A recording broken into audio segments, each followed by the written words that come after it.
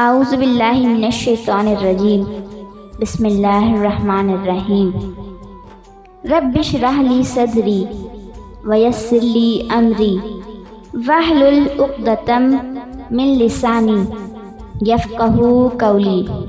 ترجمہ: اے میرے پروردگار، میرا سینہ کھول دے اور میرے کام کو میرے لیے آسان کر دے، اور میری زبان کی گرہ کھول دے تاکہ لوگ میری بات سمجھ سکیں۔ جیسا کہ ہم نے اپنی پچھلی ویڈیو معراج مصطفیٰ صلی اللہ علیہ وسلم کے حصہ اول میں آپ کے سامنے ابتدا میں سورہ بنی اسرائیل آیت نمبر 1 کا جو ترجمہ بیان کیا تھا، اب اس کی بھی تفسیر بیان کرتے ہوئے معراج النبی صلی اللہ علیہ وسلم کے واقعے کو سمجھنے کی کوشش کریں گے۔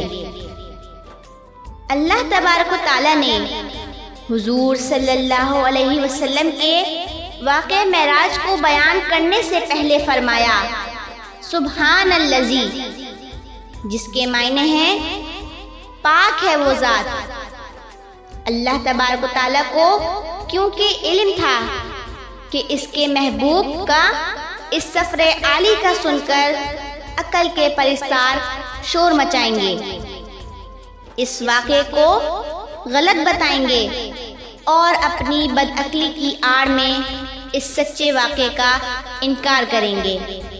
اسی لیے اللہ تبارک و تعالیٰ نے اس بے عقلی کا سدباب کرنے کے لیے سفر محبوب کا اعلان کرتے ہوئے سب سے پہلے سبحان اختیار فرمایا اور فرمایا پاک ہے وہ ذات۔ کس چیز سے پاک؟ ہر عجز و بے چارگی اور ہر نقص سے پاک۔ جب لے جانے والی ذات ہر عجز و بے چارگی سے پاک ہے تو پھر ان شکوک و شبہات کے کیا معنی؟ اسرا، اپنے محبوب کی اس سیر کو حق ثابت کرنے کے لیے فرمایا اسرا، جس کے معنی سیر کرائی، اور اپنی قدرت کاملہ سے اپنے محبوب کو اپنے پاس بلایا۔ اس لفظ اسرا کے ہوتے ہوئے اب انکار معراج جسمانی کی کوئی وجہ نہ رہی۔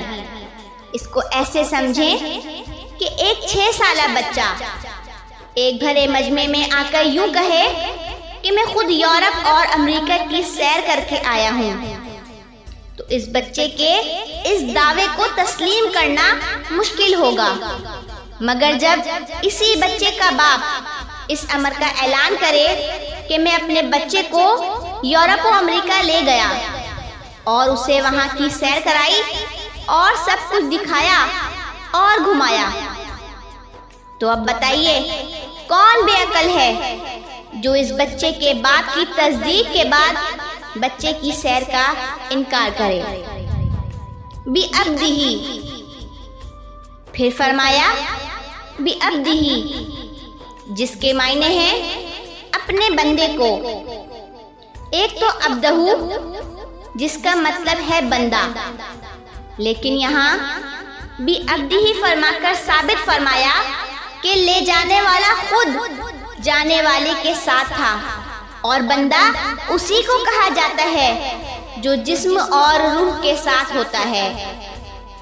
دنیا میں دیکھیں، جس بندے کی روح نکل جاتی ہے وہ پھر بندہ نہیں رہتا، وہ پھر مردہ ہو جاتا ہے۔ تو یہاں یہ معلوم ہوا کہ آپ اپنے روح جسم کے ساتھ سفر معراج پر روانہ ہوئے۔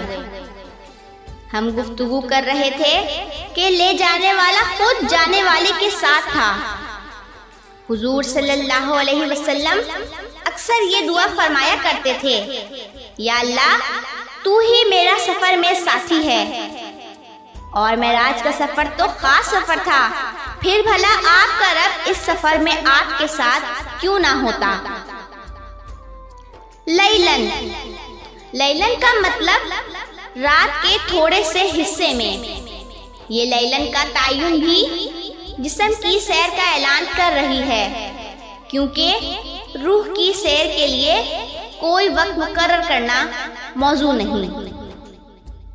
رات کی ایک خاص حکمت، اس کو ایسے سمجھیں کہ جب کوئی شفیق باپ کا ارادہ ہوتا ہے کہ وہ اپنے بچوں کے لیے اچھا ضروری سامان لائے، لیکن وہ شفیق باپ یہ جانتا ہے کہ اگر میں بچوں کے سامنے جاؤں گا تو وہ بھی چلنے کی ضد کریں گے، اور باپ یہ سوچتا ہے جہاں تک مجھے جانا ہے وہاں تک یہ بچے جانے سے تھک جائیں گے، تو وہ اپنے بچوں کو پہلے آرام سے سلا دیتا ہے اور پھر آہستہ آہستہ جاتا ہے اور تمام چیزیں لے کر واپس آ جاتا ہے، اور بچے سوتے کے سوتے رہتے ہیں۔ اور جب بچے جاگتے ہیں تو ان چیزوں کو پا کر بہت خوش ہوتے ہیں۔ بلا تشبیہ حضور صلی اللہ علیہ وسلم تو ماں باپ سے بھی زیادہ امت کے چاہنے والے ہیں۔ آپ صلی اللہ علیہ وسلم کی محبت تو کبھی اس کو گوارا نہ کرتی کہ سب کو چھوڑ کر اپنے خالق حقیقی کے پاس جانے کے لیے روانہ ہو جائیں، اور محبت والے تڑپتے ہی رہیں۔ اور اللہ تبارک و تعالیٰ بھی کب اس کو پسند فرماتا کہ میرا محبوب تو میرے حریم ناز میں جلوہ گر رہے اور محبوب کے چاہنے والے مبتلا غم رہیں۔ اس لیے رات کو بلایا، سب کچھ عطا فرمایا، اور یہاں سونے والے سوتے رہے۔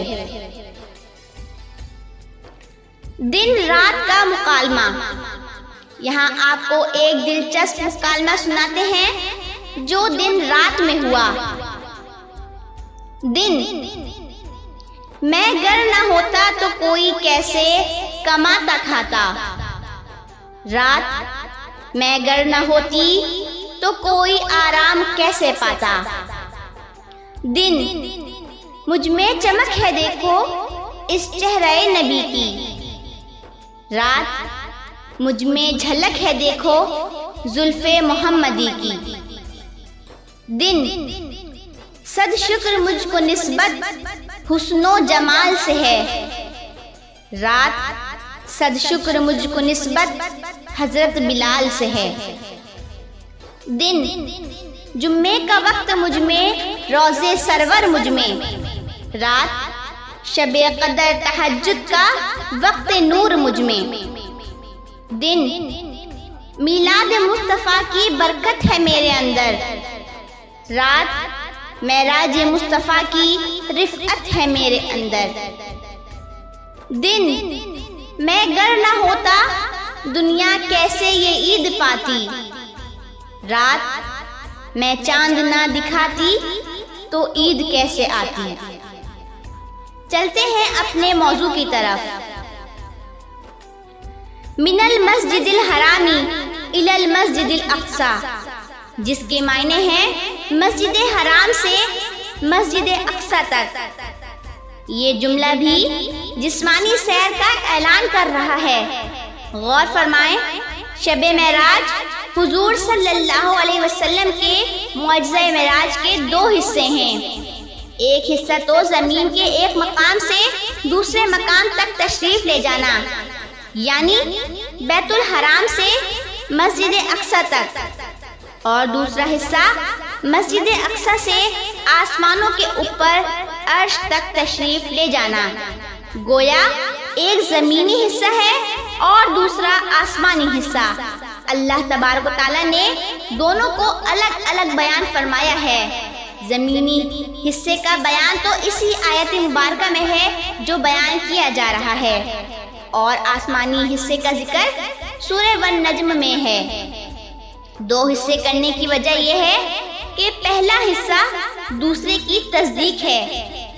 اگر زمینی حصہ نہ ہوتا تو آسمانی حصے کی تصدیق مشکل ہو جاتی، کیونکہ قریش مکہ نے مسجد اقصی کو تو دیکھا ہوا تھا، کیونکہ بیت المقدس وہ لوگ اکثر جایا کرتے تھے اور ان کو آنے جانے میں کامل 2 ماہ لگتے تھے، اس لیے وہ مسجد اقصی تک کی سیر کا بخوبی امتحان لے سکتے تھے۔ اور یہی ہوا۔ انہیں قریش مکہ والوں نے جو کچھ پوچھا حضور صلی اللہ علیہ وسلم نے سب کچھ بتا دیا۔ اسی الفاظ کے ساتھ اسی معراج النبی صلی اللہ علیہ وسلم کے واقعے کو اختتام کرتے ہیں۔ آج ہم نے اپنے چینل SMT انسائکلوپیڈیا سے سورہ بنی اسرائیل آیت نمبر 1 کی تفسیر کے ساتھ بیان کرنے کی کوشش کی ہے۔ اللہ تبارک و تعالیٰ اس صحیح کو اپنی بارگاہ میں قبول فرمائے۔ زندگی نے اگر وفا کی تو اگلی ویڈیو معراج النبی صلی اللہ علیہ وسلم کی چند حکمتیں بیان کرنے کی کوشش کریں گے کہ آخر نبی اکرم صلی اللہ علیہ وسلم کو سفر معراج کیوں کرایا گیا۔ دعا ہے کہ اللہ تبارک و تعالیٰ ہمیں صحیح معنوں میں بیان کرنے کی توفیق عطا فرمائے، عشق نبی کی دولت سے مالا مال فرمائے اور نبی کے عشق کی شمع ہمارے دلوں میں روشن و منور فرمائے۔ نبی صلی اللہ علیہ وسلم کی سیرت طیبہ پر زندگی گزارنے والا بنائے۔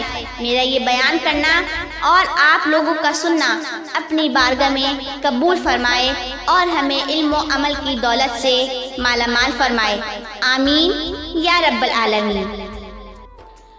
دو جہاں میں تھا ہی کیا تیرے سوا، دو جہاں میں تھا ہی کیا تیرے سوا، کیا خدا دیتا مجھے تیرے سوا۔ ہاں مجھے کچھ بھی نظر آتا نہیں، ہاں مجھے کچھ بھی نظر آتا نہیں، اے جمال مصطفیٰ تیرے سوا۔